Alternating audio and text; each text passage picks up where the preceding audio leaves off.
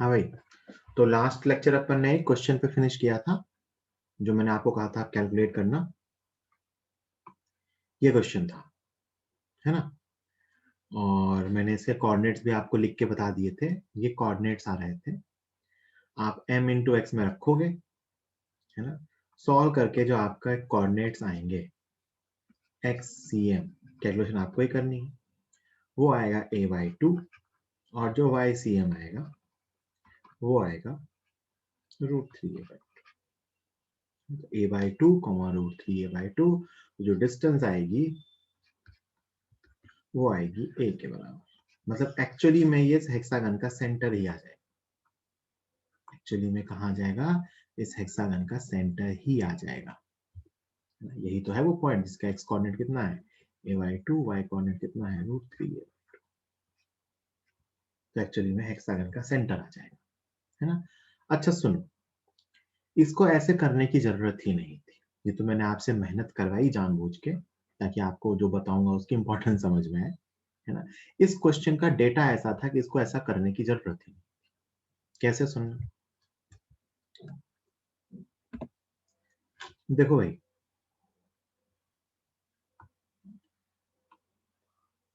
इन दोनों point mass को एक साथ देखो, इन दोनों को m और m आमने सामने वाले इक्वल है ना? तो इनका सेंटर ऑफ मास कहाँ आएगा? इसके बीच, मतलब यहाँ मिड पॉइंट पे। ये डिस्टेंस 2a होती है ना? हेक्सागन का ये डायगोनल जो होता है वो 2a होता है। तो इस दोनों का सेंटर ऑफ मास इसके मिड पॉइंट पे आएगा यहाँ। ये 3m और 3m है, इसका सेंटर ऑफ मास इसके मिड पॉइंट पे आएगा। ये 2m और 2m है, इसका सेंटर ऑफ मास इसके मिड पॉइंट। तो मैंने इस 6 पार्टिकल को दो दो पार्टिकल का सिस्टम मान लिया। ये दो पार्टिकल, ये दो पार्टिकल, ये दो पार्टिकल आमने सामने वाले, और बाय चांस वो दोनों पार्टिकल के मास इक्वल हैं, तो इन सबके लिए सेंटर ऑफ मास उनके सेंटर पे आएगा, और वो कॉमन सेंटर होगा एक्चुअली में, that is the cross section of the diagonals. तो नेट सिस्टम का सेंटर ऑफ मास यहीं सेंटर पे आ जाएगा, और सेंटर की ये डिस्टेंस जो होती है वो a होती है। भाई ये जो हेक्सागन होता है ना, रेगुलर हेक्सागन, इसमें सारे ट्रायंगल इक्विलेटरल ट्रायंगल होते हैं, है ना? तो ये सारे ट्रायंगल इक्विलेटरल ट्रायंगल हैं, तो ये डिस्टेंस a के बराबर होगी। ये a है तो ये ऐसे करना था इस क्वेश्चन को ज्यादा इजी, है ना? बाय चांस ये डेटा ऐसा था, हो सकता है ये डेटा ऐसा नहीं होता, फिर तो अपने को ये मेथड आना चाहिए। बात समझ आई?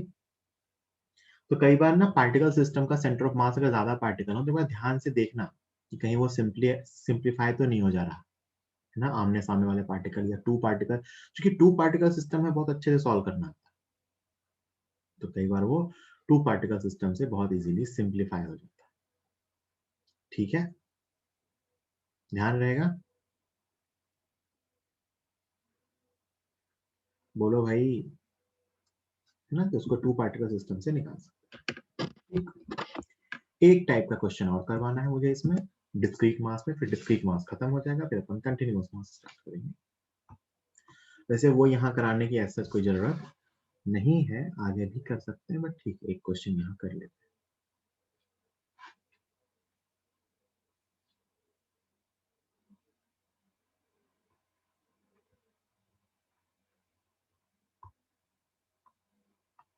ठीक है, क्वेश्चन है, क्वेश्चन है कि दो पार्टिकल का एक सिस्टम है ना? इसका मास है m1, इसका मास है m2, है ना?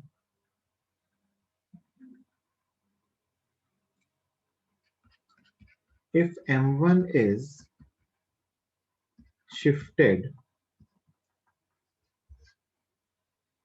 by x, if m1 is shifted by x towards right, if m1 is shifted by x towards right, find distance and direction in which m2 should be shifted.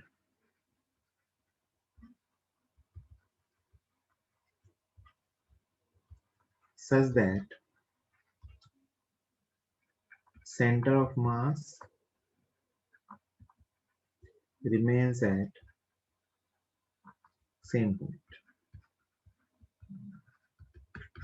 If m1 is shifted by x towards right, find distance and direction in which m2 should be shifted such that center of mass remains at the same point. Question समझ में आया ना कि मैंने m1 को यहां shift कर दिया x से, तो आपसे पूछा गया है m2 को कहां और कितना शिफ्ट करें कि सेंटर ऑफ मास जहां था वहीं रहे। बताओ भाई, है ना। एक मेथड तो क्या है कि बाद में मतलब कहीं पे यहाँ ऑरिजिन मान लो, वो मेथड में नहीं बताना, यहाँ पे ऑरिजिन मान लो, इसके रिस्पेक्ट में पहले सेंटर ऑफ मास, ये डिस्टेंस भी कुछ मान लो, इसके रिस्पेक्ट में पहले सेंटर ऑफ मास कहाँ था वो निकाल लो, फिर इसको x आगे शिफ्ट किया तो m1 की नई लोकेशन लिखो, m2 की नई लोकेशन पूछनी है, सेंटर ऑफ मास की लोकेशन पता है, तो इसमें थोड़ी सी कैलकुलेशन होगी। मैं एक दूसरा मेथड बता रहा हूँ जो काफी सिंपल रहता है। आप ये तो जानते हो ना कि मास ऑफ द सिस्टम, पूरे सिस्टम का मास मतलब m1 plus m2 into xcm को मैं लिख सकता हूं m1 x1 plus m2 x2, है ना। इस पूरे को मैं ऐसा लिख सकता हूं। तो अगर मैं डिस्प्लेसमेंट की टर्म में लिखूं इसको, है ना, ये x कोऑर्डिनेट है, अगर मैं इसको चेंज इन x के टर्म में लिखूं तो मैं इसी को ऐसा भी लिख सकता हूं कि mass of system into delta xcm, centre of mass में change, equal to m1 into delta x1 plus m2 into delta x2, है ना। m1 delta x1 plus m2 delta x2 ऐसा लिख सकते हैं ना। मैंने इसको उसी एक्सप्रेशन को मैंने चेंज की टर्म में लिख दिया। और क्योंकि आपसे कहा गया है कि सेंटर ऑफ मास शिफ्ट ना हो, ये डेल्टा x क्या है, change in x, delta x क्या है, चेंज इन x या डिस्प्लेसमेंट मान लो।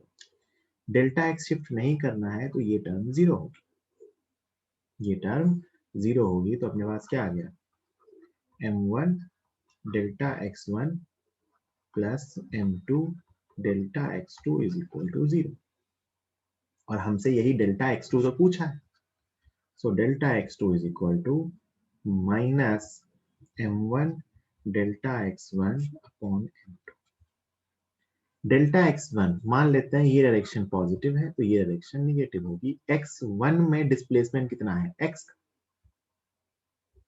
तो कितना आ गया, minus m1x upon m2। This is the answer. Minus का साइन दिखा रहा है कि मुझे उसे लेफ्ट की तरफ शिफ्ट करना हो। x2 का डिस्प्लेसमेंट कितना आया, minus m1x, x is delta x1 upon m2। ये तो मैग्नीट्यूड है और माइनस दिखा रहा है कि उसको ऑपोजिट में, मतलब इधर की तरफ मैंने प्लस मान लिया है, जिधर उसको शिफ्ट किया तो ये माइनस वाला, मतलब मुझे इसको इधर शिफ्ट करना। ऑब्वियस सी बात है, लॉजिकली भी सोच सकते हो, सेंटर मास वहीं रखना है, एक को पास लाएंगे तो दूसरे को भी पास लाना पड़ेगा, मैथमेटिकली भी आपसे बता सकते हैं। तो ऐसे वाले सवाल को अपन ऐसा डेल्टा की टर्म में लिख के सॉल्व कर सकते हैं कि mass of the system into delta XCM is equal to m1 delta x1 plus m2 delta x2, है ना। एक का शिफ्ट दे रखा है, दूसरे का शिफ्ट निकाल लिया, है ना। और दूसरा जो बेसिक मेथड है उससे भी किया जा सकता है, उससे कैलकुलेशन थोड़ी सी लेंथी हो जाती है, एक ही बात है लेकिन वो कोई फर्क नहीं है।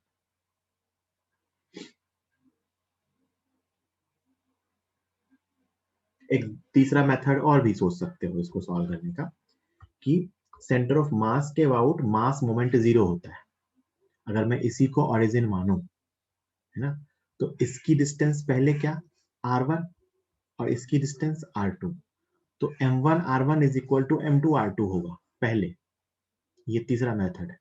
m1 r1 ये डिस्टेंस मान लो पहले r1, ये डिस्टेंस r2, तो m1 r1 equal to m2 r2 होगा। और बाद में मान लो ये डिस्टेंस, ये r1 माइनस x हो गई, तो अब क्या लिखोगे, m1 r1 minus x equal to इधर मान लेना m2 r2 प्लस y कुछ, तो y अपने आप सॉल्व होके आ जाएगा, है ना। कि सेंटर ऑफ मास के अबाउट अगर मैं लिखूं तो मैं मास मोमेंट का सम 0 लिख सकता हूँ, मतलब m1r1 plus m2r2 plus m3r3 equal to 0।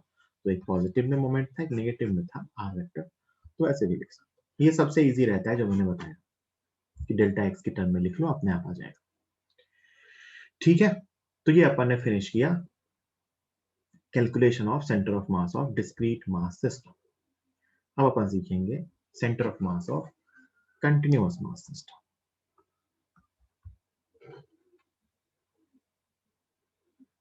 Calculation of center of mass of continuous mass system। तो बिल्कुल वैसे ही करना है, लेकिन क्योंकि कंटिन्यूअस मास सिस्टम है, मतलब बहुत सारे पार्टिकल हैं, तो आपको इसमें इंटीग्रेट करना है ना। और यहीं पे आपको मैं एक नई चीज अब सिखाऊंगा। एक बार बेसिकली मैं पोटेंशियल एनर्जी के डेरिवेशन में सिखा भी चुका हूं कि एलिमेंट मान के इंटीग्रेट कैसे करते हैं। ये चीज अपन यहाँ डिटेल में इन 2 चैप्टर्स में सीखेंगे, सेंटर ऑफ मास में और रोटेशन में, कि एलिमेंट कैसे मानते हैं, एलिमेंट क्या होता है, कैसे मानते हैं, उसके हिसाब से इंटीग्रेट कैसे करते हैं। तो सिंपली अगर मैं XCM की बात करूं कि भाई XCM क्या होगा किसी भी कंटिन्यूअस मास सिस्टम के लिए, तो XCM वहां क्या होता था कि सारे पार्टिकल के m इंटू एक्स का सम अपॉन टोटल मास। तो यहां भी तो वही होगा, बस वो समेशन की जगह इंटीग्रेशन है, integration of dm into x upon integration of dm। YCM क्या होगा, integration dm into y upon integration dm। अभी बताऊंगा dm y क्या है, चिंता मत करो। Z centre of mass, integration of dm into z upon integration. पहले क्या आपको समझ में आ रहा है कि ये उसी टाइप की चीज लिखी हुई है, m into x, m into y, m into z ऊपर का, उसका समेशन, नीचे टोटल मास। तो नीचे जो dm लिखा है वो तो मास आ जाएगा, है ना। नीचे जो लिखा है वो क्या आ जाएगा, टोटल मास। अब समझते हैं ये dm क्या है। dm it is the mass of element, क्या है ये, mass of element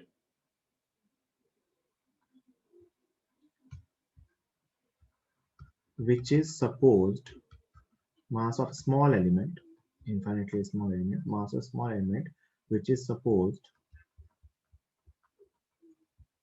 for integration। dm क्या है, mass of small element which is supposed for integration. Integration के लिए जो छोटा सा हमने मास माना है, उसका जो एलिमेंट माना है उसका मास, है ना।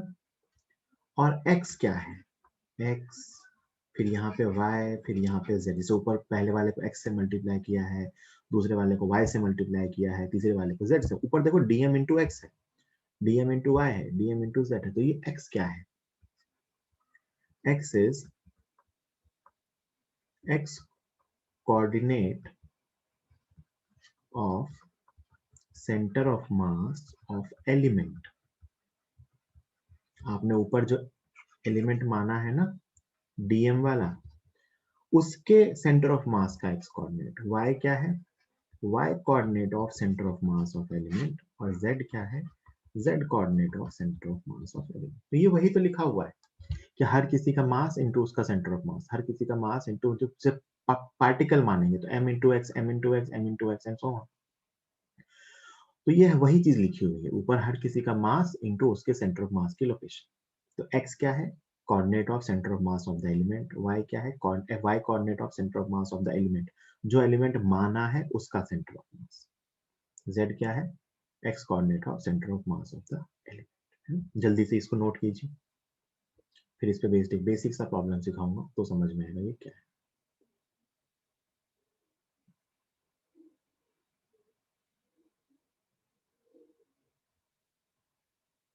एलिमेंट कैसे मानते हैं, एलिमेंट क्या होता है, कैसे इंटीग्रेट करेंगे, सब सीखेंगे एक एक करके ध्यान से।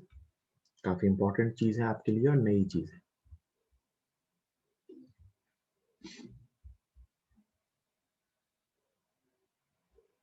Calculation of center of mass of continuous mass system.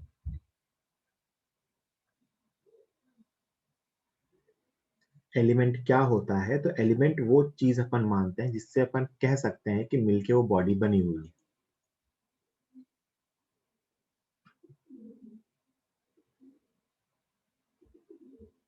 Integration के लिए इसको मानते हैं। चलिए अपन सॉल्व करते हैं। जिससे पहला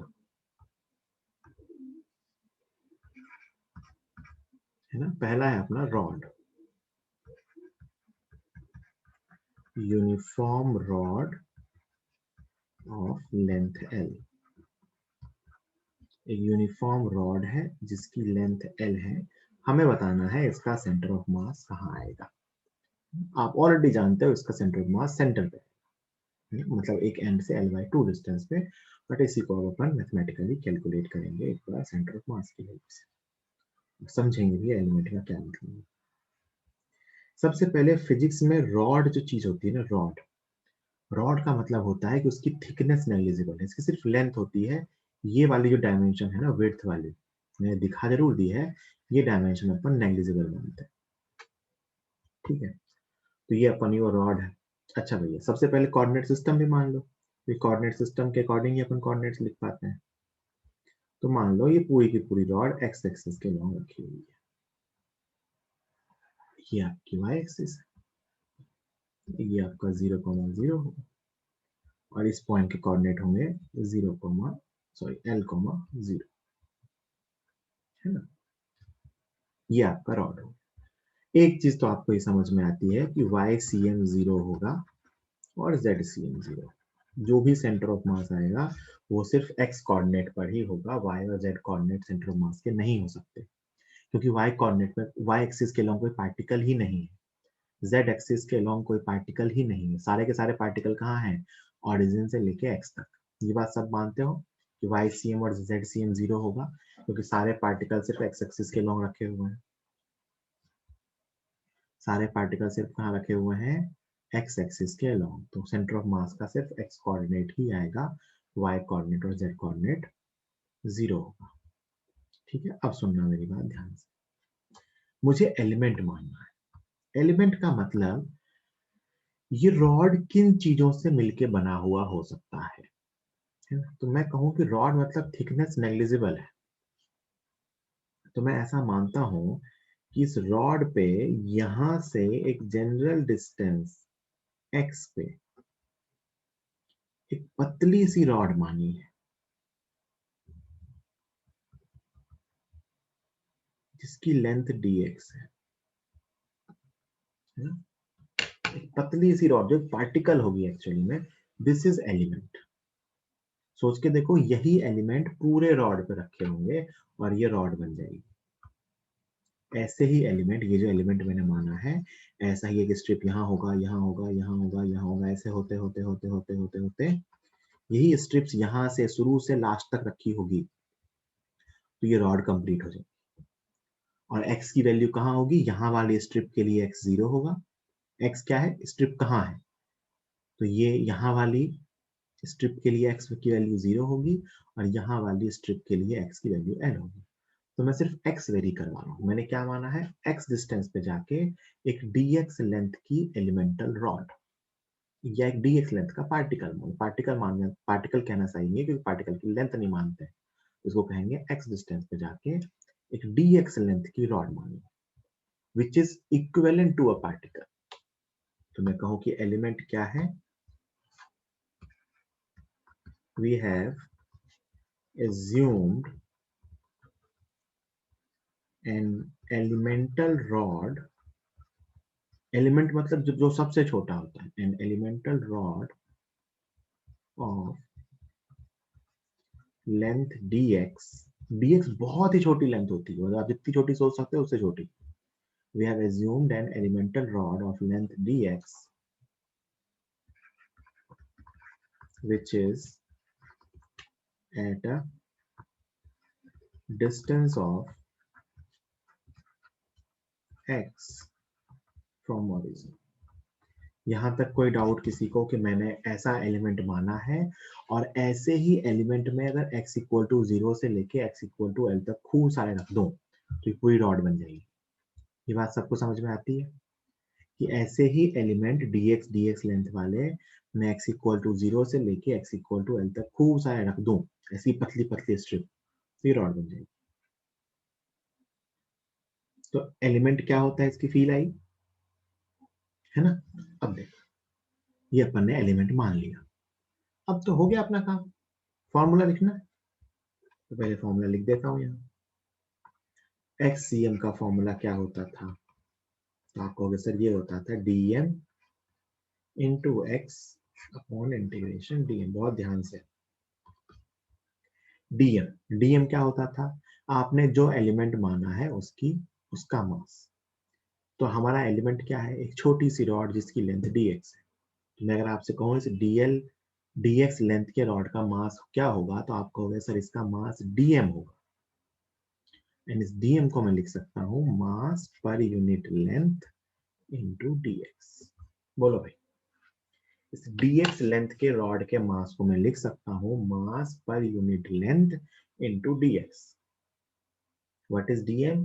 dm is the mass of this element, और मैंने क्योंकि dx लेंथ का एलिमेंट माना है तो मैं इसके मास को लिखूंगा पूरे रॉड का मास अपॉन पूरी length, that is mass per unit length into dx।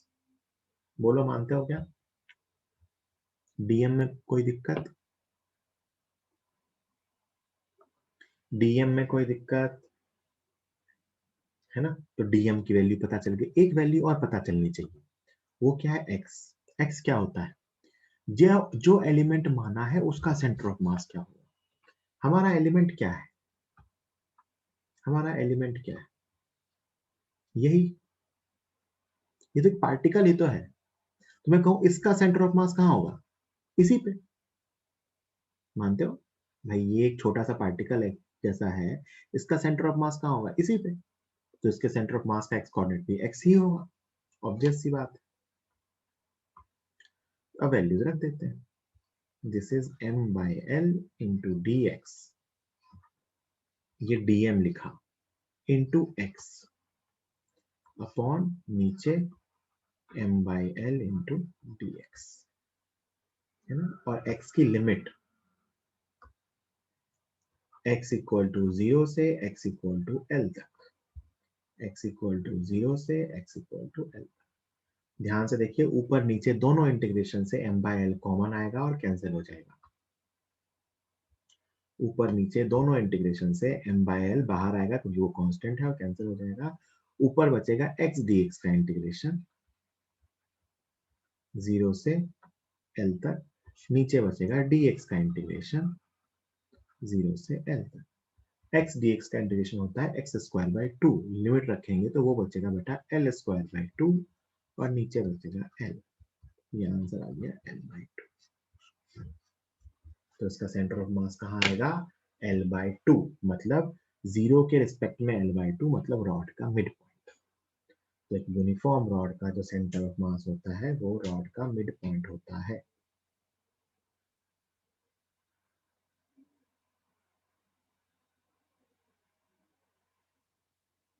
कोई डाउट है किसी को तो पूछिए, अदरवाइज जल्दी से लिखिए।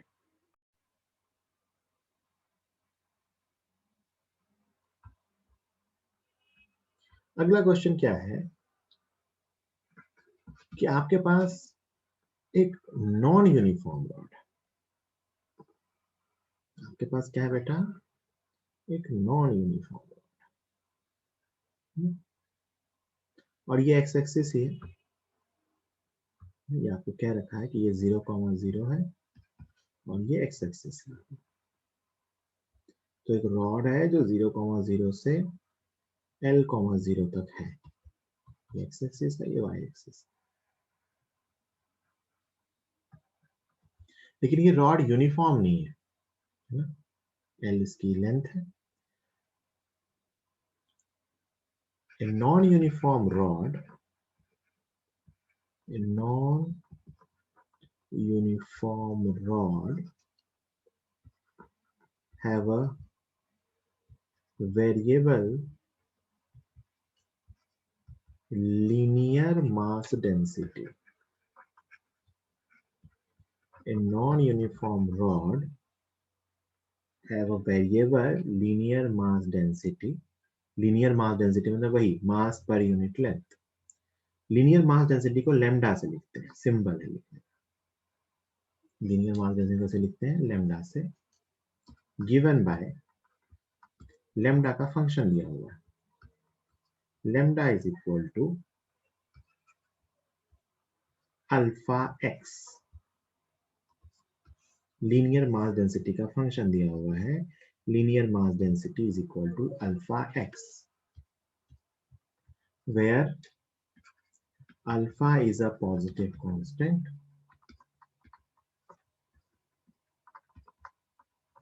And x is the x coordinate. है ना? A non-uniform rod have a variable linear mass density given by lambda equal to alpha x, where alpha is a positive constant and x is the x coordinate. तो आपसे पूछते हैं find coordinates of center of mass of the rod. Find coordinates of center of mass of the rod. Rod के centre of मास का coordinate क्या होगा? अब पहले तो कुछ चीजें ऐसे ही सोचते हैं, इसका मतलब क्या? देखो बेटा, ये लेमडा कांस्टेंट नहीं है, एक्स का फंक्शन है. अगर मैं रॉड पे यहां से यहां मूव करूं तो एक्स बढ़ता जाता है. यहाँ एक्स की वैल्यू 0, यहाँ कुछ बढ़ेगी, यहाँ कुछ और होगी, यहाँ कुछ और होगी, यहाँ कुछ और होगी, यहाँ कुछ और होगी, यहाँ कुछ और होगी, और यहाँ एक्स इक्वल टू एल हो जाएगा. मतलब यहाँ एक्स की वैल्यू एल के बराबर मतलब सबसे ज्यादा है. और देखो मास पर यूनिट लेंथ है, ये क्या है? मास पर यूनिट लेंथ या लीनियर मास डेंसिटी. अल्फा तो पॉजिटिव कांस्टेंट, लेकिन ये एक्स के अकॉर्डिंग बढ़ रहा है. तो मतलब यहाँ मास लगभग 0 है, यहाँ उससे ज्यादा, यहाँ उससे ज्यादा, यहाँ उससे ज्यादा, यहाँ उससे ज्यादा, यहाँ उससे ज्यादा, यहाँ उससे ज्यादा, और यहाँ बिल्कुल सबसे ज्यादा. मतलब ये रॉड यूनिफॉर्म नहीं है, ये रॉड इस तरफ हेवी है और इस तरफ लाइट है, क्योंकि जिधर एक्स ज्यादा उधर मास ज्यादा. तो जैसे जैसे आगे गए एक्स मास पर यूनिट लेंथ बढ़ता गया, रॉड डेंस होती गई. तो यहाँ पे ये रॉड लाइट है, यहाँ पे ये रॉड डेंस है. तो जरा सोच के बताओ कि इसका सेंटर ऑफ मास सेंटर पे आएगा कि राइट की तरफ शिफ्टेड आएगा कि लेफ्ट की तरफ शिफ्टेड आएगा?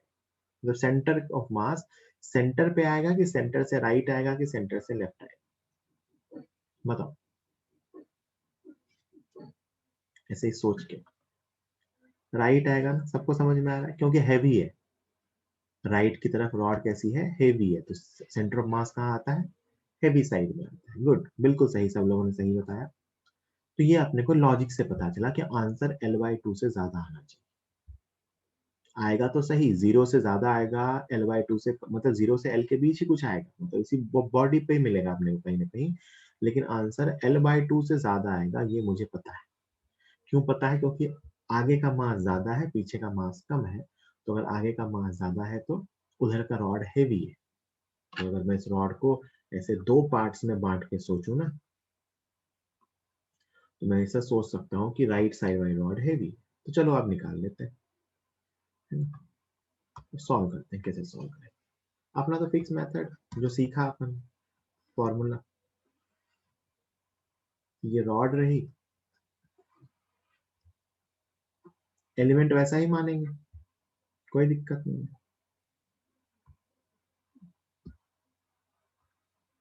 यहाँ पे हम यहाँ से एक्स डिस्टेंस पे गए, ये अपना ओरिजिन था. यहाँ से एक्स डिस्टेंस पे गए और एक dx लेंथ का एलिमेंट माना. This is element. कितनी लेंथ का? dx लेंथ का. यहाँ तक तो कोई चेंज नहीं किया. मैं रॉड को मान सकता हूँ ऐसे बहुत सारे एलिमेंट से मिलकर बना हुआ है. तो मैंने x डिस्टेंस पे एक dx लेंथ का एलिमेंट मान लिया. इसका dm लिखना पड़ेगा मुझे. dm. तो हर एलिमेंट के लिए dm अलग आएगा. ये कौन सा एलिमेंट है जो किसी x डिस्टेंस पे है? तो क्या मुझे x डिस्टेंस पे मास पर यूनिट लेंथ पता है? बिल्कुल. कितना है? Alpha x. तो मैं dm को लिखूंगा बेटा लेमडा इंटू dx. तो ये वही लिखा है. पिछले वाले में लेमडा था m/l, इसमें लेमडा कितना था? m/l पूरी जगह सेम था, इसमें लेमडा सेम नहीं है, तो मैंने इसमें लिख दिया dm is equal to, dm क्या है, mass, is equal to mass per unit length into length.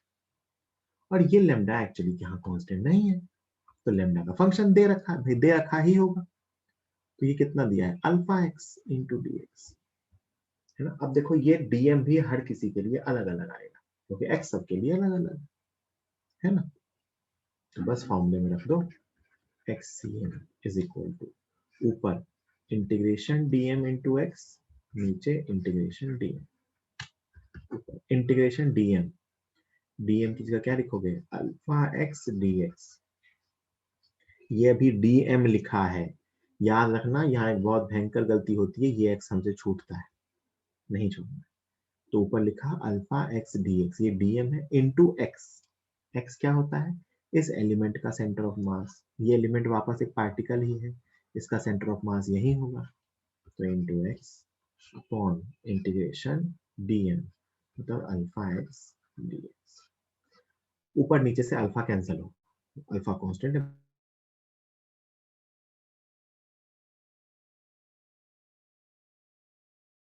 बाहर निकलेगा, ऊपर जो इंटीग्रेशन बच रहा है बेटा, ठीक है, लिमिट्स अगर आप रखो तो यहाँ भी 0 से l, यहाँ भी 0 से l, ऊपर वाली टर्म इंटीग्रेट होके बच रही है l³/3, नीचे वाली टर्म इंटीग्रेट होके बच रही है l²/2, l² कैंसिल होगा, आंसर आएगा 2l/3।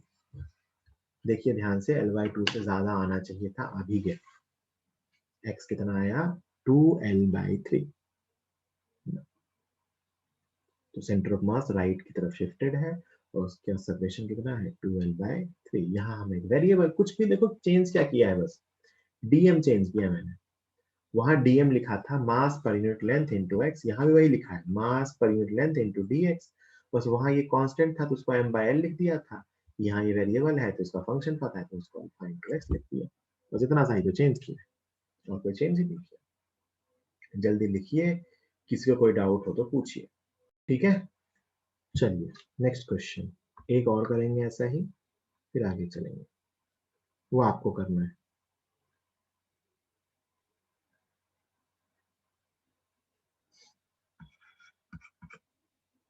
वही रॉड है,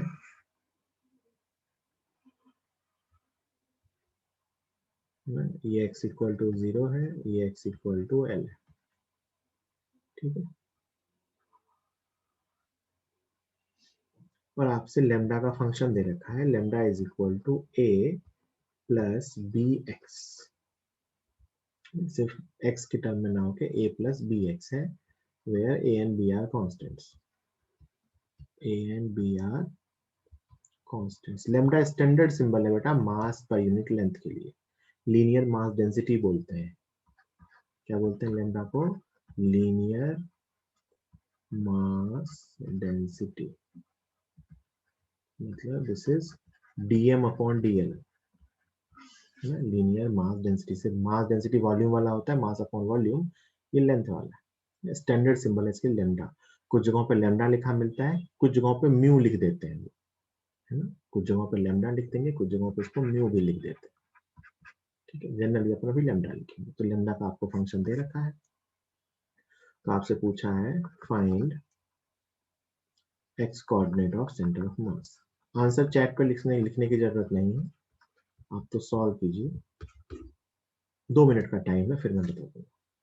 find x coordinate of centre of mass, ये लैम्डा का फंक्शन है a plus B x, solve कीजिए जैसे बताया वैसे ही, बिल्कुल सिंपल क्वेश्चन है,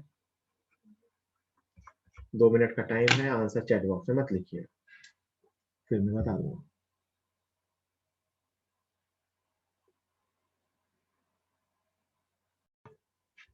ठीक है, चलिए सॉल्व करते हैं। बेसिक कहानी तो वही है कि एक्सिस्टेंस पे जाएंगे, dx की रॉड मानेंगे, उसका मास लिखेंगे और इंटीग्रेट करेंगे, हो गया, अब लिखने की जरूरत नहीं है, मैं बता रहा हूँ। तो dm लिख देते हैं, dm क्या लिखेंगे, lambda into d x, lambda कितना है a plus B x, into d x, बस। तो x c m is equal to integration a plus B x into d x into x. ये आखिरी वाला एक्स छूटता है, याद रखना मेरी बात। ए प्लस बी एक्स, और वो छूटेगा ना तो ऊपर नीचे कैंसिल होके 1 बचेगा। तो वही एक्स तो ऊपर नीचे डिफरेंट है ना। ये 0 से एल तक, ये भी 0 से एल तक। ऊपर एक टर्म बची है जो नेट इंटीग्रेशन के अंदर आ रही है, ये आ रही है बेटा A X plus B x square, इसका इंटीग्रेशन है। और नीचे A X, sorry A plus B x है, नीचे क्या है, ए प्लस बी एक्स का इंटीग्रेशन। अब ऊपर नीचे इंटीग्रेट कर दीजिए, ऊपर वाली टर्म इंटीग्रेट हो गई, क्या बन गई, तो बच रहा है बेटा ए एक्स का इंटीग्रेशन एक्स स्क्वायर बाई 2, और एक्स की लिमिट 0 से एल तक है। ये बच रहा है a l square by 2 plus B x cube by 3, तो b l cube by 3 upon नीचे, नीचे क्या आएगा, ए एक्स मतलब a l plus B x square by 2 मतलब बी एल स्क्वायर बाई 2। ये बन रहा है a l square by 2 plus this. आप अगर ध्यान से देखो तो ऊपर से नीचे तक कुछ टर्म्स कैंसिल होंगी, है ना। इसको मैं सिंप्लीफाई करके लिख रहा हूँ, इज इक्वल टू, ये क्या बचा, a l square by 2 plus b l cube by 3 upon a l plus b l square by 2। यही बन रहा है। आप चाहो तो ऊपर नीचे एलसीएम ले लो और इसको थोड़ा सिंप्लीफाई कर लो। ऊपर ये 6 है, नीचे ये 2 है, तो ये आ रहा है अपना 3al स्क्वायर, ये अपना आ रहा है 2bl क्यूब, नीचे ये अपना आ रहा है 2al प्लस ये अपना आ रहा है bl स्क्वायर। एक तो l हर जगह से कैंसिल हो गया और एक ये 2 से 3 बार में गया, तो ऊपर बच रहा है बेटा 3al plus 2bl square upon एक 3 नीचे बच गया है और ये बच रहा है 2a प्लस bl। ये आ रहा है आंसर। ये कुछ ऐसा आएगा 3al plus 2bl square upon 6a plus 9l। यही बन रहा है क्या, चेक कर लो एक बार।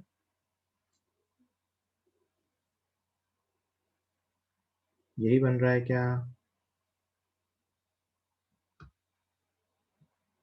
तो सही है। कैलकुलेशन थी, कहानी तो देखो यहीं खत्म थी, उसके बाद सिंपली क्या है, वो कैलकुलेशन है। ठीक है, लिख लो आप तो। देखना कहीं फ्रैक्शन मैंने ऐड सब्ट्रैक्ट करने में उल्टा पुल्टा ना किया हो, वैसे नहीं होना चाहिए, शायद यही आ रहा होगा।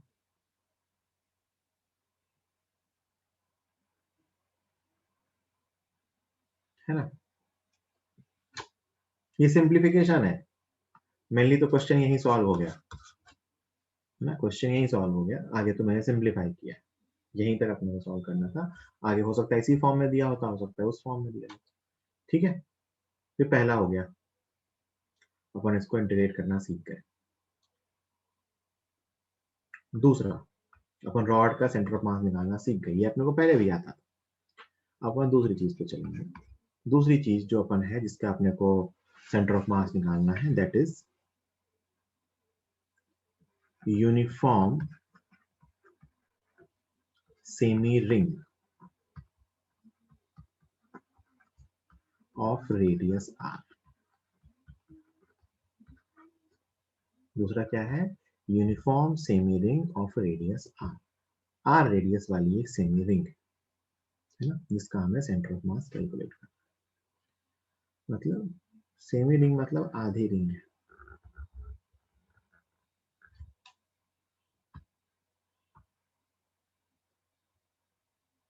और रिंग वापस इसकी थिकनेस नहीं के बराबर होती है रॉड की जैसे। ये अपनी सेमी रिंग एक्सिस सिस्टम मान लेते हैं चलो। अच्छा मुझे ऐसी दिख रहा है कि मैं इसके सेंटर के रिस्पेक्ट में मानूं तो शायद आसान है मानना।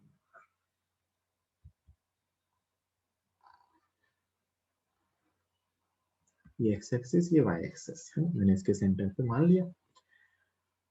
अब मुझे ऐसा समझ में आ रहा है कि एक्स सी एम 0 होगा, मतलब इसका सेंटर ऑफ मास नहीं वाई एक्सिस पे आएगा, मुझे ऐसा लग रहा है। जरा तुम सोचो, तुम्हें भी ऐसा लग रहा है क्या? मुझे ऐसा लग रहा है कि इसका centre of mass y axis पे आएगा, उसका एक्स कोऑर्डिनेट 0। अब मुझे ऐसा क्यों लग रहा है, इसके पीछे भी रीजन होना चाहिए। अब सुनना मुझे ऐसा क्यों लग रहा है। मुझे ऐसा इसलिए लग रहा है क्योंकि मैं कहूंगा ये रिंग में बहुत सारे पार्टिकल से मिलकर बना हुआ है और सारे ही पार्टिकल एक जैसे हैं क्योंकि यूनिफॉर्म रिंग है। ऐसे छोटे छोटे छोटे छोटे छोटे छोटे से खूब सारे पार्टिकल्स होंगे कुछ, या छोटी छोटी रॉड होगी एक्चुअली में, जैसे डीएल डीएल डीएल की खूब सारी रॉड होगी ना, पतले पतले से, और सब एक जैसे हैं। मतलब सब खूब सारे पॉइंट मास हैं जो एक जैसे हैं। एक पॉइंट मास यहाँ होगा, एक पॉइंट मास यहाँ होगा, है ना, दोनों एंड पे। इनका सेंटर ऑफ मास कहीं यहाँ आएगा, सोच के देखिए। ये दो पॉइंट मास आएंगे, इनका सेंटर ऑफ मास यहाँ होगा, फिर एक पॉइंट मास यहाँ होगा और आइडेंटिकली एक पॉइंट मास यहाँ होगा, उनका सेंटर ऑफ मास फिर यहीं आएगा। फिर एक पॉइंट मास यहाँ होगा, एक पॉइंट मास यहाँ होगा, उनका सेंटर ऑफ मास यहाँ आएगा। ऐसे मैं अगर दोनों तरफ, दोनों आधे आधे दोनों पार्ट में दो एक एक पार्टिकल मानूं तो उस हर टू पार्टिकल सिस्टम का सेंटर ऑफ मास इसी लाइन पे आएगा। जैसा कि कहीं अपन ने कुछ ऐसा यहाँ किया था, आपको याद हो? सोचो, इसमें तो यही किया था कि इन दोनों का सेंटर ऑफ मास इस पॉइंट पे आ गया था, इन दोनों का सेंटर ऑफ मास इस पॉइंट पे आ गया था, इन दोनों का सेंटर ऑफ मास इस पॉइंट पे आ गया था। तो टू पार्टिकल सिस्टम से कंपेयर करके सोच सकते हैं कि अगर मैं इसको दोनों तरफ सिमेट्रिकली पार्टिकल्स मानता चलूं तो हर पेयर ऑफ पार्टिकल्स का जो सेंटर ऑफ मास आएगा वो इसी एक्सिस पे आएगा। हर पेयर ऑफ पार्टिकल का सेंटर ऑफ मास इसी एक्सिस पे आएगा, तो सारे सेंटर ऑफ मास इसी पे आएंगे, तो ऑब्वियसली सिस्टम का सेंटर ऑफ मास भी इसी पे आएगा, है ना? कहीं एक्स की तरफ कोई सेंटर ऑफ मास नहीं आएगा। ये बात समझ में आती है कि? बोलो भाई, मानते हो? यहां हमने एक नई चीज सीखी कि centre of mass axis of symmetry पे आता है। क्या सीखा हमने? Centre of mass axis of symmetry पे आता है। ऐसा क्यों कह सकते हैं? क्योंकि एक्सिस ऑफ सिमेट्री का मतलब है उसके दोनों तरफ मास इक्वली सिमेट्रिकली डिस्ट्रीब्यूटेड है। तो जैसे मास का डिस्ट्रीब्यूशन उसके लेफ्ट की तरफ है, वैसे ही मास का डिस्ट्रीब्यूशन उसके राइट की तरफ है। तो सेंटर ऑफ मास हमेशा कहाँ आता है? एक्सिस ऑफ सिमेट्री पे, और यहाँ पे आपको दिख रहा होगा y axis is the axis of symmetry. उसके अबाउट ये आधी रिंग सिमेट्रिकल है। This half ring is symmetrical about axis of symmetry, that is y axis। और यूनिफॉर्म है। अगर बेटा ये यूनिफॉर्म नहीं होता ना, मान लो ये पार्टिकल हैवी होता, ये पार्टिकल लाइट होता, तो कुछ ये कोऑर्डिनेट आता। ये दोनों पार्टिकल अगर एक जैसे नहीं होते तो फिर इस पे नहीं आता। तो ऑब्वियस सी बात है, अगर दोनों पार्टिकल एक जैसे नहीं होते ना, तो मैं इसे एक्सिस ऑफ सिमेट्री भी नहीं कहता। एक्सिस ऑफ सिमेट्री मैं हमेशा यूनिफॉर्म बॉडी के लिए ही कहूंगा। तो यहां से एक बात मुझे समझ में आई कि centre of mass lies on axis of symmetry. Center of mass lies on axis of symmetry, जो कि यहाँ कौन सी एक्सिस है? y एक्सिस, इसीलिए XCM 0। बोले बात समझ में आई क्या? आगे चले अब इसको प्रूफ करने में, तो मैं सिर्फ y के लॉन्ग ही सॉल्व करूंगा, है ना? मैथमेटिकली प्रूव भी कर दूंगा अभी इस चीज को। अभी मैंने आपको बस देख के सोचना बताया ताकि अपने को आगे सॉल्व ना करना। चलो अब इसके सॉल्यूशन पे आते हैं। सॉल्यूशन में सबसे पहला काम होता था एलिमेंट मानना। पहला काम क्या होता था? एलिमेंट मानना। अब यहाँ पे एलिमेंट कैसा माने और क्या वेरिएबल माने? जैसे पीछे जो आपने एलिमेंट माना था ना बेटा, आपको ध्यान हो तो उसके अंदर आपने जो वेरिएबल माना था वो x मान लिया था, क्योंकि पार्टिकल के लिए पूरी बॉडी के लिए x चेंज हो रहा था। यहाँ आपने वेरिएबल क्या माना था इन क्वेश्चंस में x, क्योंकि इसके लिए x कोऑर्डिनेट डिफरेंट है, तो यहाँ आपने वेरिएबल इसलिए x माना था। यहाँ x या y में से कुछ वेरिएबल नहीं मान सकते, क्योंकि यहाँ x और y दोनों चेंज हो रहे हैं, तो अपने पास हमेशा दो दो वेरिएबल बनेंगे।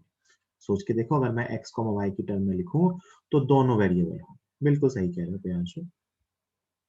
तो मैं ट्राई करता हूं मुझे एक वेरिएबल मिले, है ना। तो एक वेरिएबल इसमें क्या मानते हैं, वो है थीटा। अपन यहां से थीटा एंगल पे जाते हैं और एक डी थीटा लेंथ का एलिमेंट मानते हैं। तो यहाँ वेरिएबल है थीटा, तो हम थीटा लेंथ पे गए और हमने डी थीटा एंगुलर विड्थ का एक एलिमेंट माना। ये वही रॉड ही है, पतली सी रॉड है, लेकिन उसके लिए अपने को एंगुलर विड्थ पता है, रेडियस तो आ रही है ना। अब देखो यहाँ पे एक ही वेरिएबल से काम हो जाएगा, है ना। थीटा को सिर्फ मैं वेरी कराऊंगा तो काम हो जाएगा। जैसे इसके लिए थीटा 0, थीटा यहाँ से इंक्रीज होता जाएगा, इंक्रीज होता जाएगा, इंक्रीज होता जाएगा, यहाँ थीटा 90, इंक्रीज होता जाएगा, इंक्रीज होता जाएगा, यहाँ जाके थीटा 180, है ना। तो देखो एक ही वेरिएबल से काम हो गया। लिखूंगा तो मैं इसको भी एक्स कोऑर्डिनेट वाई कोऑर्डिनेट के फॉर्म में, लेकिन वेरिएबल मैंने एक ही माना थीटा। उससे फायदा ये हुआ कि एक ही वेरिएबल की टर्म में इंटीग्रेशन होगा, वरना दो वेरिएबल लेंगे। तो अपन ने थीटा एंगल पे जाके डी थीटा थिकनेस की एक रॉड ली, तो इसकी लेंथ आप लिख सकते हो क्या, इस रॉड की लेंथ dl, तो इस रॉड की लेंथ होगी आर डी थीटा, आर्क वाले फॉर्मूले से क्या होगी, R D theta. This is length of this element, R D theta. और मैं कहूं पूरी रिंग का मास अगर m है, if mass of ring is m और यूनिफॉर्म रिंग है, तो मैं मास पर यूनिट लेंथ क्या लिखूंगा, m अपॉन पाई आर। अगर पूरी रिंग का मास m है तो मैं मास पर यूनिट लेंथ क्या लिखूंगा, m अपॉन पूरी रिंग की लेंथ कितनी है, पाई आर। तो मैं अगर इस एलिमेंट का मास लिखूं dm, तो what is dm, dm is lambda into dl, mass per unit length into length. So what is mass per unit length, m upon pi r into what is the length, r d theta, r से r cancel हुआ, तो यहाँ से dm की value आ गई m upon pi into D theta. dm कितना आ गया, m upon pi into D theta. एक तरीका ऐसे सोच सकते हैं लेंथ की टर्म में, कोई होशियार और हो तो ऐसे भी सोच सकता है कि पूरा मास कितना है m, और पूरा एंगल कितना है पाई, तो पाई एंगल में m मास डिस्ट्रीब्यूटेड है, तो d थीटा एंगल में कितना मास होगा, m upon pi into D theta. वही किया है तुमने एक्चुअली यूनिफॉर्म मान के, कि पाई एंगल में m मास है तो d थीटा में कितना मास होगा, तो m by pi into D theta. यहां तक किसी को कोई डाउट है तो बताइए, यहां तक किसी को कोई डाउट है तो बताइए।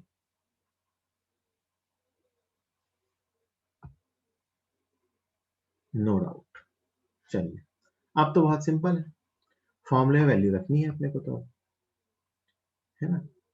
देखना, ये अपना वो पार्टिकल है।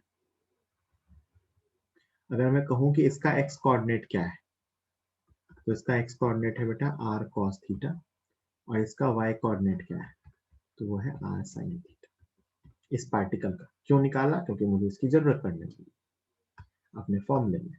फॉर्मूला XCM का फॉर्मूला, तो XCM में लिखते थे dm into x upon integration of dm, sorry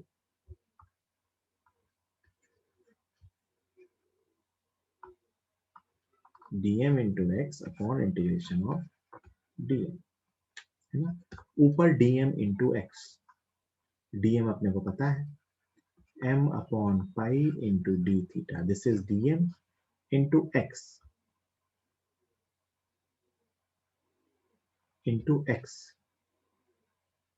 x कितना है r cos थीटा। उसी को प्रूव कर रहा है बेटा, जो आपको बताया ना, इसी को प्रूफ करना है, ठीक है।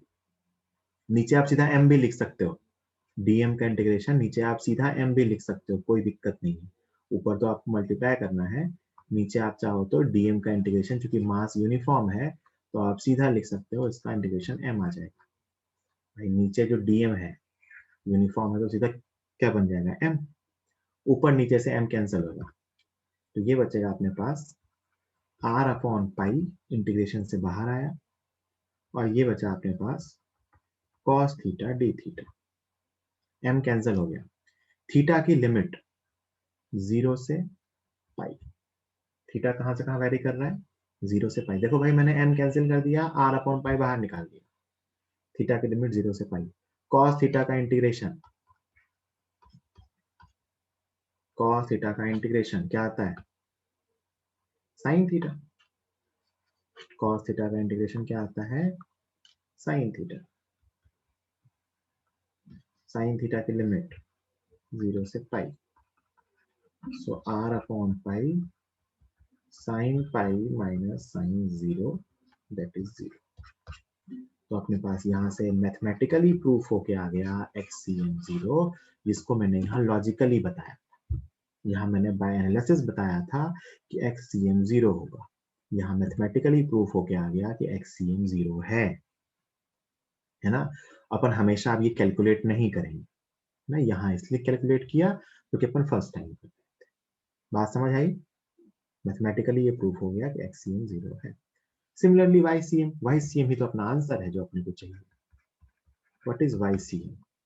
It is integration dm into y upon integration dm। फटाफट वैल्यू रख लो, dm कितना है, m upon pi into d theta, and what is dy?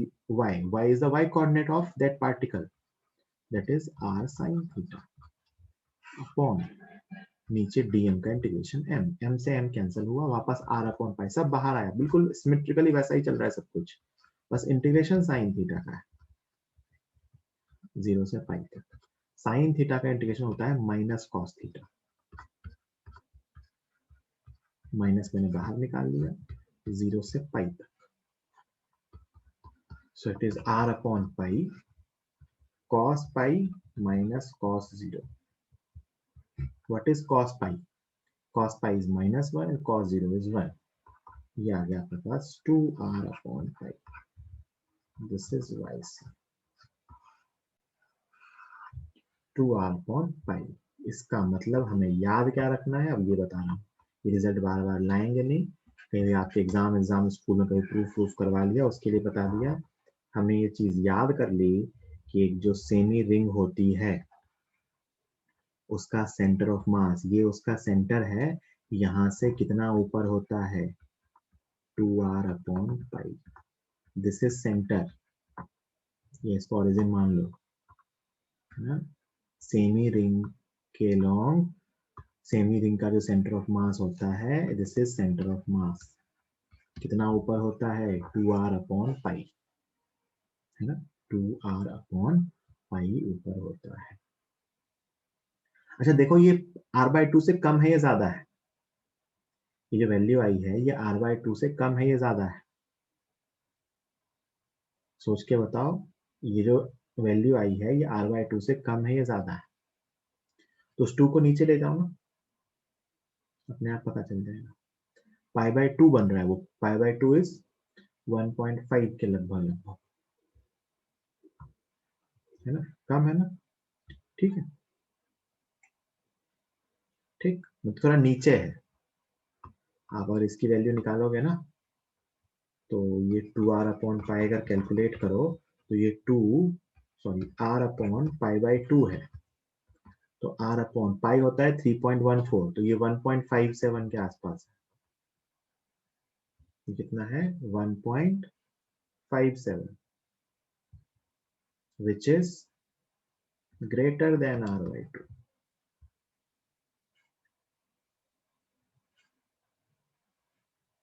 1.57, r upon 1.57 is greater than r/2, मतलब ये r/2 से थोड़ा सा ऊपर है, ठीक है। बोलो भाई, ये जो ये हाइट लिखी है मैंने, सेंटर से हाइट है ना, this is height of centre of mass from centre. अब पता है इसका यूज क्या है? इसका यूज देखो, अब मैं आपसे एक क्वेश्चन दूं वर्क पावर एनर्जी का,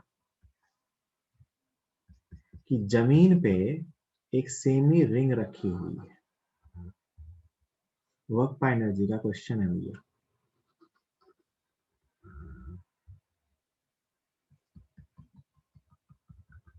है ना, एक रिंग है, सेमी रिंग,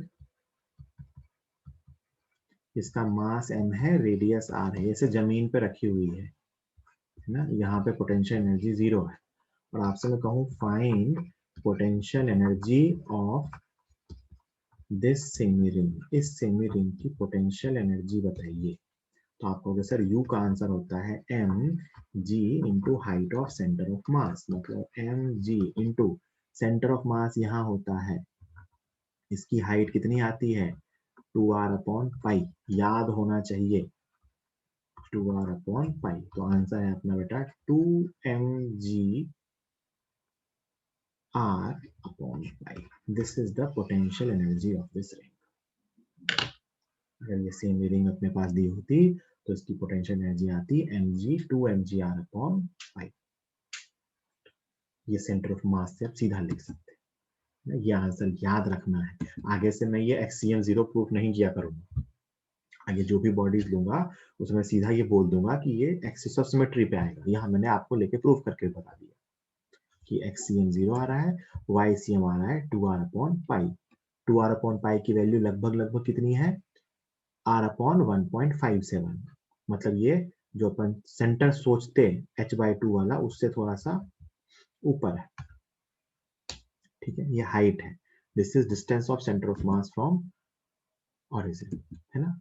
एक काम करते हैं, अगला एक और डेरिवेशन आज सीख लेते हैं, फिर आपको मैं स्लाइड भेज दूंगा तो आप उसको लिख लेंगे, ठीक।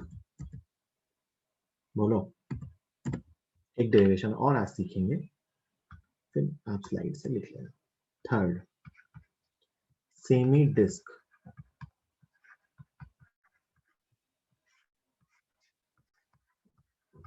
यूनिफॉर्म सेमी डिस्क है, मास m है, रेडियस r है, मास m है और रेडियस r है, ये सेमी डिस्क है।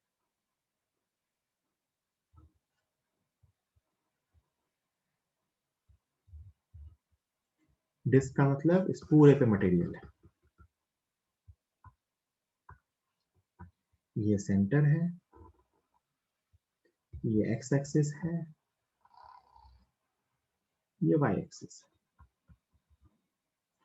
मैं कह सकता हूं कि एक्सियम 0 होगा क्योंकि y axis is the axis of symmetry, तो अपने को सिर्फ क्या निकालना है, YCM। अब जरा सोच के बताइए एलिमेंट क्या माने, सोच के बताइए एलिमेंट क्या माने, क्या मानना सबसे आसान है, मान तो कुछ भी सकते हैं, क्या एलिमेंट मानना सबसे आसान है। इस डिस्क, सेमी डिस्क को मैं किस चीज से मिलके बना हुआ मान सकता हूं।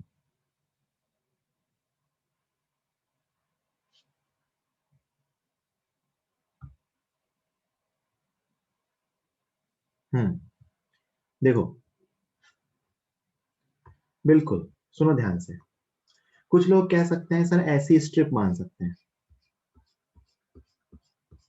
ऐसी बहुत सारी स्ट्रिप लेंगे तो ये सेमी डिस्क बन जाएगी, बिल्कुल सही कह रहे हो, है ना। सुनते चलो मेरी बात, ऐसी स्ट्रिप मान सकते हैं, ऐसी स्ट्रिप्स, है ना, फिर हर स्ट्रिप का मास लिखेंगे, उसका सेंटर ऑफ मास निकालेंगे और सॉल्व करेंगे, आगे थोड़ा मुश्किल रहता है। ऐसी स्ट्रिप भी मान सकते हैं, हॉरिजॉन्टल स्ट्रिप, मतलब मैं इसको वर्टिकल स्ट्रिप से बना हुआ भी मान सकता हूँ, मैं इसे हॉरिजॉन्टल स्ट्रिप से मिलके बना हुआ भी मान सकता हूँ, लेकिन मानूंगा नहीं मैं, क्योंकि वो इंटीग्रेशन थोड़ा सा टफ रहता है। मैं पता है क्या मानूंगा, इसको सेमी रिंग से मिलकर बना हुआ, क्योंकि ये आसान है, क्योंकि ये आसान है, मैं मानूंगा कि ये बहुत सारी सेमी रिंग से मिलके बना हुआ है,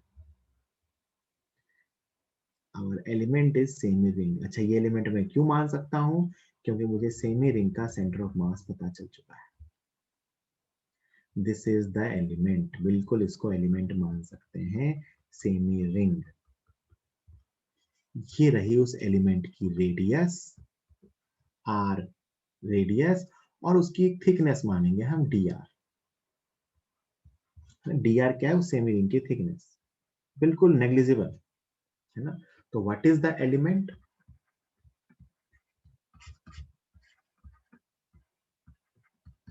सेमी रिंग of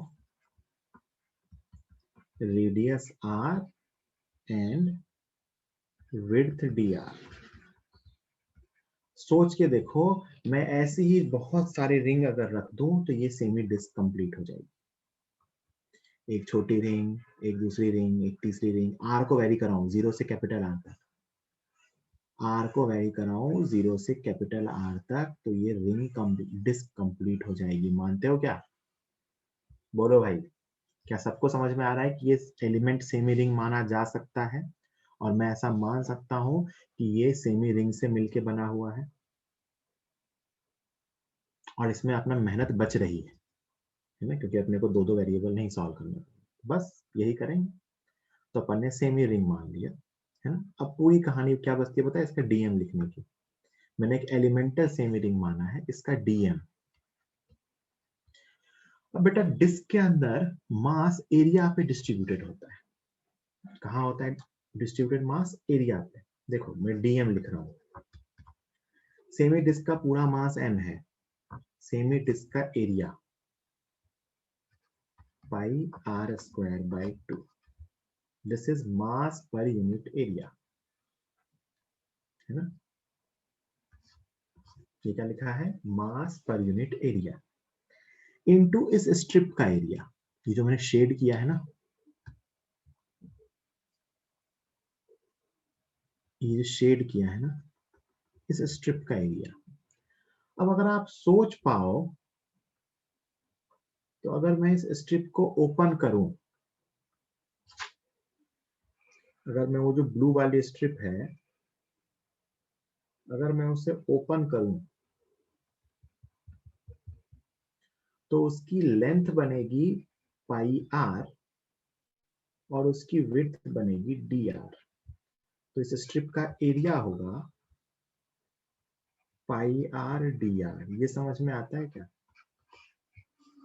ये जो मैंने ब्लू कलर की स्ट्रिप शेड की है, ये जो स्ट्रिप बनाई है मैंने, इसको अगर मैं ओपन कर दूं, स्ट्रिप को ऐसा खोल के सीधा करूं, तो ये लेंथ बनेगी पेरीमीटर के इक्वल पाई आर, और विड्थ डी आर। तो इस स्ट्रिप का एरिया होगा पाई आर डी आर। सीखो, ऐसे ही करते हैं, पाई आर इंटू डी आर। तो मैं डीएम कैसे निकालूं? तो मास पर यूनिट एरिया कैसे निकालूं? मास, टोटल डिस्क का मास अपॉन एरिया इनटू इस स्ट्रिप का एरिया। इस स्ट्रिप का एरिया कितना है? पाई आर डी आर। ये क्या है? एरिया ऑफ स्ट्रिप या एरिया ऑफ एलिमेंट। एलिमेंट का एरिया क्यों मानना पड़ रहा है? क्योंकि मास एरिया पे डिस्ट्रीब्यूटेड है। देखो भैया, पाई से पाई वाई सब कैंसिल हो गया, ये बच रहा है 2m upon r square into r d r. ये डीएम आया। अब अपना काम हो गया, बस फॉर्मूले में रखना है, YCM आएगा बस। तो YCM is equal to integration DM into y upon integration DM। सुनना बहुत ध्यान से, DM की वैल्यू पता है 2m upon r square into r d r, 2m upon r square into r d r into y. क्या होता है? जो एलिमेंट माना है उसके सेंटर ऑफ मास का वाई कोऑर्डिनेट। और यहाँ एलिमेंट क्या है? सेमी रिंग, और सेमी रिंग का सेंटर ऑफ मास होता है 2r अपॉन पाई। तो यहाँ पे y की वैल्यू होगी 2r upon pi. This y is 2r upon pi, y coordinate of centre of mass of the element. और नीचे तो dm है, तो वो तो m आ गया। नीचे क्या है? dm है, तो वो m आ गया। m से m कैंसिल हो गया। जो कॉन्स्टेंट्स है वो बाहर निकाल दीजिए। It is 4 upon pi r square into अंदर बच रहा है आर स्क्वायर डी आर का इंटीग्रेशन 0 से कैपिटल आर तक, वो बचेगा आर क्यूब बाई 3। ये सॉल्व हो क्या आएगा बेटा 4r upon 3 4r upon 3 semi disc का सेंटर ऑफ मास। मतलब याद क्या रखना है, ये एक सेमी डिस्क है, इसका सेंटर ऑफ मास यहां से कितना ऊपर होता है 4r अपॉन 3 पाई सेंटर से। और ये देखना हाइट रिंग से कम आएगी, ये हाइट रिंग से कम आएगी। क्यों कम आएगी पता है, क्योंकि इसमें नीचे मास ज्यादा है। सोच के देखो, सेमी डिस्क में नीचे की तरफ मास ज्यादा है, तो नीचे की तरफ अगर मास ज्यादा है तो सेंटर ऑफ मास कंपैरेटिवली नीचे होगा। ठीक, आज का लेक्चर अपन यहीं फिनिश करते हैं।